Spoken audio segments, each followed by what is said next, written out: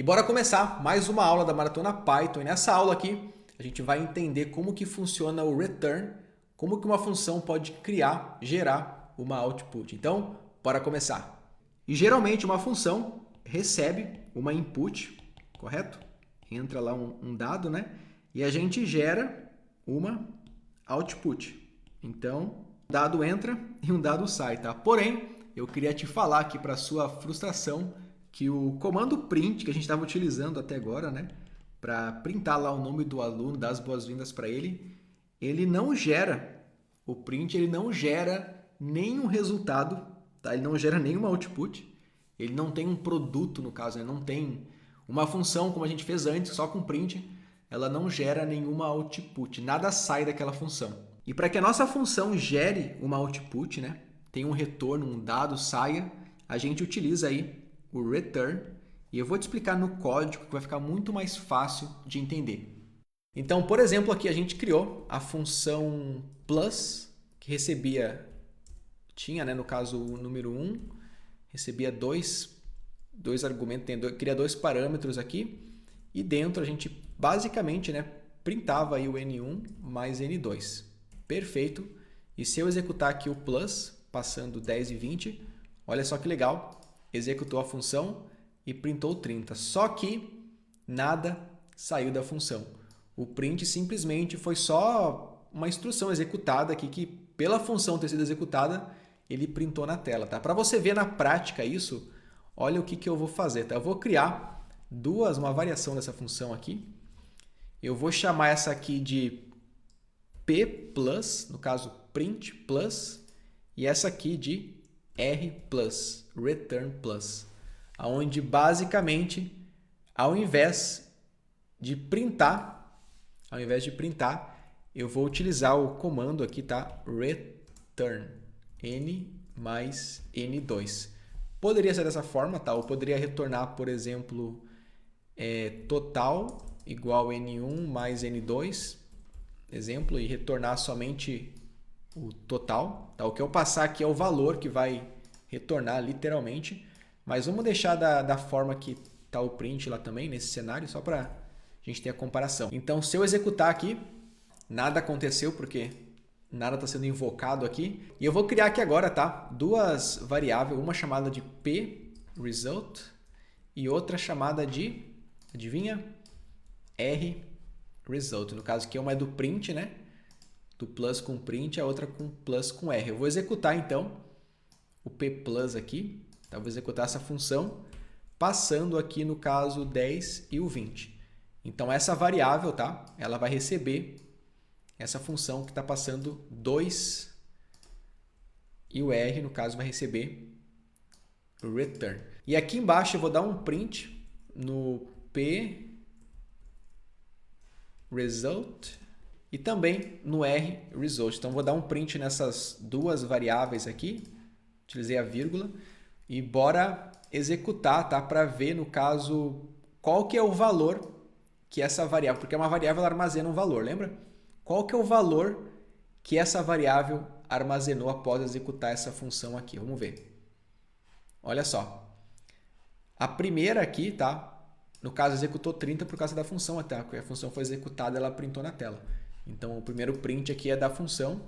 E na sequência, a variável pResult, ela trouxe none. Lembra do none?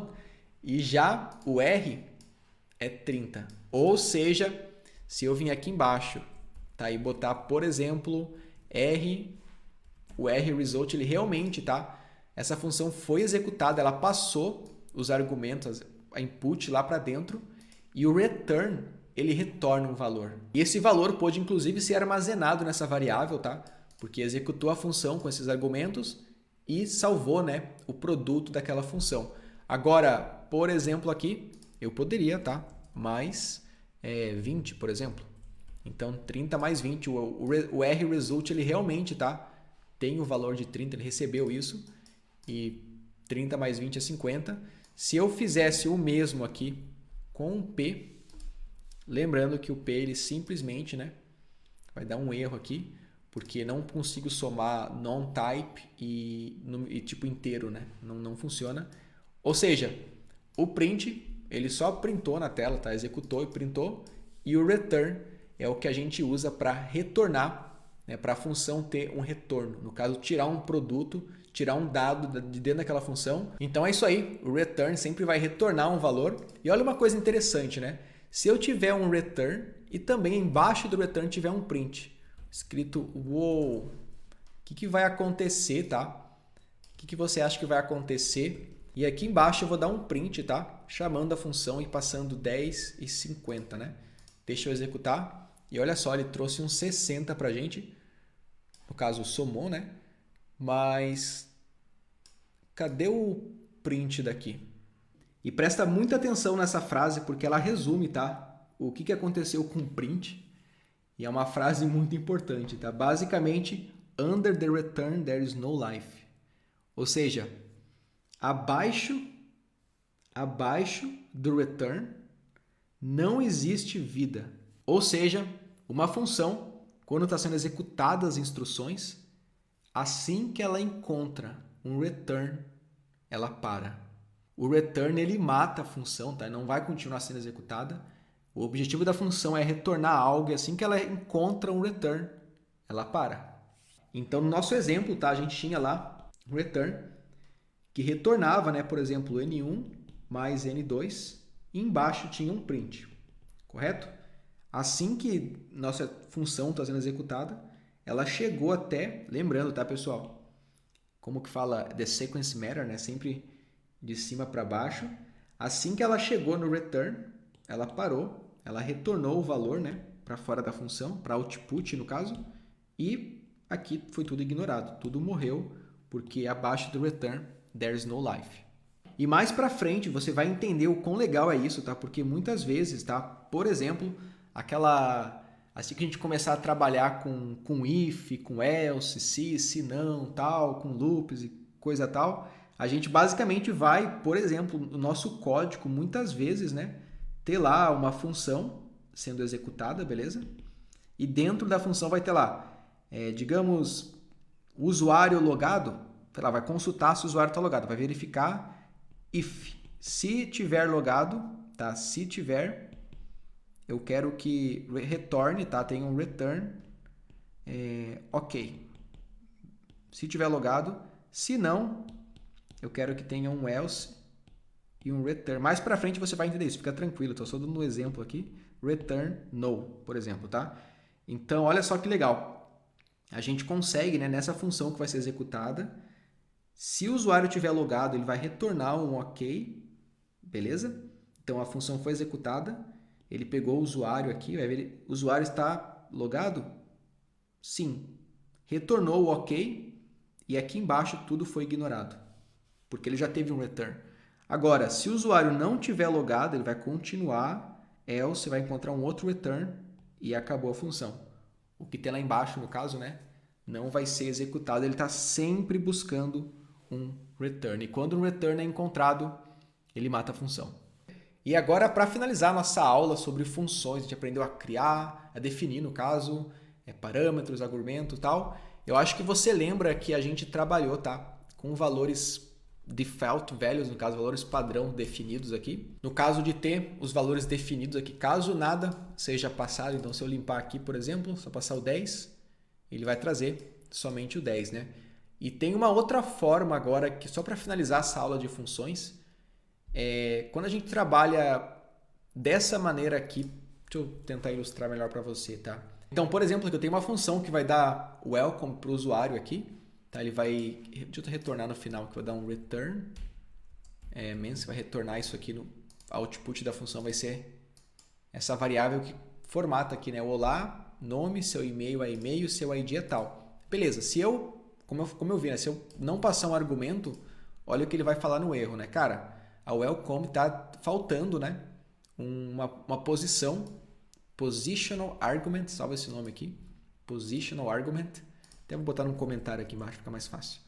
Então, está faltando ID, ou seja, no positional argument é por sequência, tá? Então, o primeiro parâmetro, nome, ele vai receber o primeiro argumento passado, o segundo, o terceiro, e assim por diante. Então é uma coisa, é posicional, né? Primeiro, segundo, terceiro, vai ser em sequência sempre. Caso eu viesse aqui, tá? E botasse um ID, 1337, e executasse, olá Bruno, beleza. Agora, se eu mandasse o ID aqui, por exemplo, tá? No caso, aqui o ID e aqui vai ser o nome, no caso, né? O que acontece aqui, que em sequência vai confundir aqui a nossa formatação, né? Então, sempre que a gente escreve um código, a gente pensa no positional argument, a gente consegue manter uma consistência aí, porém, no Python a gente consegue trabalhar com uma coisa que não é positional, tá? E sim, a gente fala aí que é keyword argument, no caso, né? Que é passar esses argumentos tendo uma keyword baseado, seria a tradução, seria o nome do argumento, passar o argumento já falando, né, o nome desse argumento. Então, por exemplo, o ID, ele é o argumento ID. Então, ID é igual, ele vai fazer essa conexão, né? Aqui no caso é o e-mail é igual, e aqui a gente tem o name. Se eu executar isso aqui novamente, olha só, olá Bruno, seu e-mail e seu ID. Então eu não deixei solto aqui, né? Não usei a forma, o positional, no caso, por posições, e sim baseado na palavra, no keyword daquele parâmetro, no caso, daquele argumento. Então, ID, e-mail e name. A gente vai utilizar bastante isso, tá? Num sistema maior, por exemplo, na aplicação Django, por exemplo, tá? Que a gente vai passar vários dados, ou num sistema que realmente requer, né? Que a gente passe vários dados e faça um scrap e tal, e queira definir, e não tem como ficar se preocupando com parte sequencial, passando vários argumentos, por exemplo, né? É uma forma legal de trabalhar no Python aí, então, tanto com posições ou baseado em keywords. E agora com esse conteúdo você está dominando já aí como definir, como trabalhar com funções aqui em Python, e o que você precisa agora é fazer os desafios, né? E começar a encontrar, ver as funções que seu código precisa. É muito importante deixar o código bem modular, flexível, reutilizável, né, as coisas. Então, por exemplo, aqui nesse ambiente, quando eu estava automatizando as minhas lâmpadas, né, eu criei a função primeiro para descobrir lâmpadas na rede. Então, a função que descobre as lâmpadas, porque cada vez que eu tiver que ver as lâmpadas que eu tenho, eu tenho uma lâmpada nova, né, eu tenho um código automático que já vai descobrir ela. Então, ele está sempre lá sendo reutilizado. Eu tenho também uma função para ligar a lâmpada. Então, eu quero mudar a cor da lâmpada. Como você viu, eu simplesmente fui lá, set RGB, mudei, eu até vou mostrar para você de novo. Então tem uma função aqui, discover, você só executar, nem precisa parâmetro, tá? Porque ela vai realmente executar, mas vai ter uma output. Então vou só executar ela aqui, ela vai rodar na minha rede e vai descobrir as lâmpadas da minha rede. Então encontrou uma lâmpada aqui. Eu tenho uma lâmpada, né, um objeto selecionado que tem um método, lembra da função que tem um ponto, no caso, o método daquele objeto? Então também é uma função no caso, né?